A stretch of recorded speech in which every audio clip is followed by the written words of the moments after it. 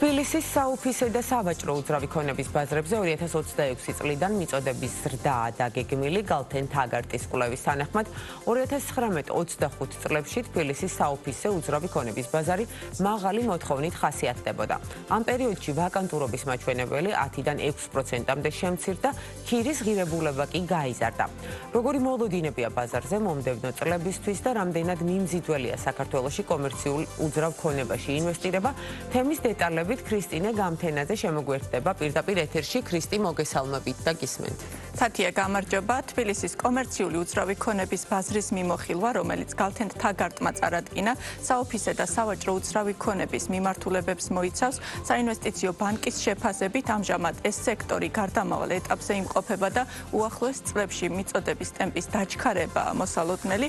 კვლევის თანახმად თბილისში მთლიანობაში 1,900,000 კვადრატული მეტრის საოფისე სივრცეა, საიდანაც ბიზნეს ცენტრების წილი დაახლოებით 19%-ია. გალთენ თაგარტში აღნიშნავენ, რომ დღეს საოფისე უძრავ ქონებაზე ბიზნესის მხრიდან მაღალი მოთხოვნა ფიქსირდება, ამასთან კერძო სექტორს ახალი და მაღალი ხარისხის ოფისების ქირაობის კუთხით საკმაოდ მწირი არჩევანი აქვს. 2026-2028 წლებში კი დაგეგმილია 100,000 კვადრატულ მეტრზე მეტი ახალი საოფისე ფართების მიწოდება ბაზრისთვის, რაც ვაკანტურობას დაახლოებით 17%-მდე გაზრდის და იმისთვის, რომ ვაკანტურობა ჯანსაღ 10%-იან ნიშნულს დაუბრუნდეს, გალთენ თაგარტის პროგნოზით საჭირო იქნება, რომ 2020-2021 წლებში ახალი მიწოდების დროებით დაპაუზება მოხდეს.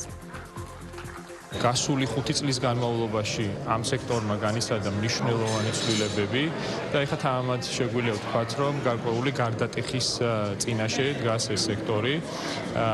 იწყება მიწოდების მასშტაბური ციკლი და ამის ფონზე მოთხოვნაზე ის ფაქტორები, რომლებიც გასული წლების განმავლობაში მოქმედებდა, რიგ შემთხვევაში სახეს იცვლის და რიგ შემთხვევაში შედარებით მილევადი ხასიათი აქვს. თუ გადავხედავთ წინა პერიოდებს, მოთხოვნა და მიწოდება საკმაოდ დაბალანსებულად იზრდება და უფრო მეტიც მოთხოვნა მცირედ უფრო სწრაფად გაიზარდა, რაც უკავშირდებოდა IT და ფინანსურ სექტორში დასაქმების დაჩქარებულ ზრდას. თუმცა მომავალ წლებში ველოდებით, რომ მოთხოვნა ჩამორჩება მიწოდებას, რადგან მიწოდების ზრდის ტემპი ბევრად უფრო სწრაფი არის და შესაბამისად ვაკანტურობის დონის გაზრდას ველოდებით დაახლოებით 17%-მდე. თუმცა ეს 17% არ არის რაიმე კრიტიკული ზღვარი, სექტორი მაინც საინვესტიციო მიმზიდველობას ინარჩუნებს და ამ მდგომარეობაშიც ქირის ამონაგებით საკმაოდ მაღალი არის, თუმცა მაღალი კლასის ბიზნეს ცენტრებში მოთხოვნის დამატებითი ზრდის პოტენციალს ხედავთ თუ ახალ უცხოურ IT კომპანიების შემოსვლას ვიხილავთ საქართველოში. რაც შეეხება თბილისის სავაჭრო უძრავ ქონებას, თბილისის მთავარ სავაჭრო მოლებში გასაქირავებელ ფართებზე მოთხოვნა მნიშვნელოვნად გაიზარდა.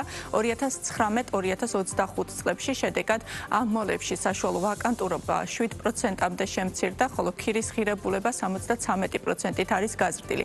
გალთენ თაგარტის შეფასებით 2026-2030 წლებში დაგეგმილია 151,000 კვადრატული მეტრი ახალი გასაქირავებელი ფართების დამატება, ამასთან საინვესტიციო ბანკის პროგნოზით ბაზარზე მოთხოვნა კვლავ ძლიერი დარჩება და ტანსაცმლისა და აქსესუარების პრემიუმ ბრენდების შემოყვანის დამატებითი შესაძლებლობაც იქნება.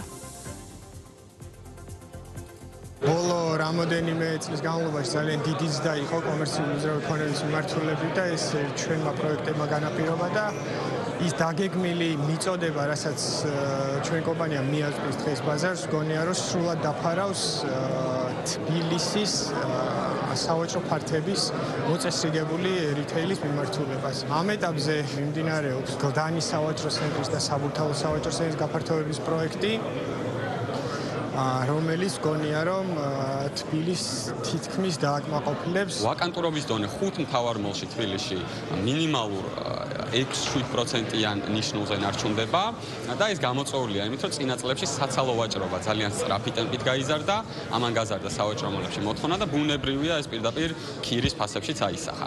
და ამ 5 მთავარ მოლში 2020-დან 25 წლის ბოლომდე იჯარები გაორმაგებული არის, თუმცა ზრდის ტემპი ამჟამად არის დასტაბილურებული. თბილისში მთლიანობაში 1,300,000 კვადრატული მეტრის ძირითადი სავაჭრო სივრცეა, საიდანაც მე-13 სავაჭრო მოლებზე მოდის. ქრისტი, მადლობა. ქრისტინე გამთენაძე საუბრობდა ბიზნეს პარტნიორის პირდაპირ ეთერში.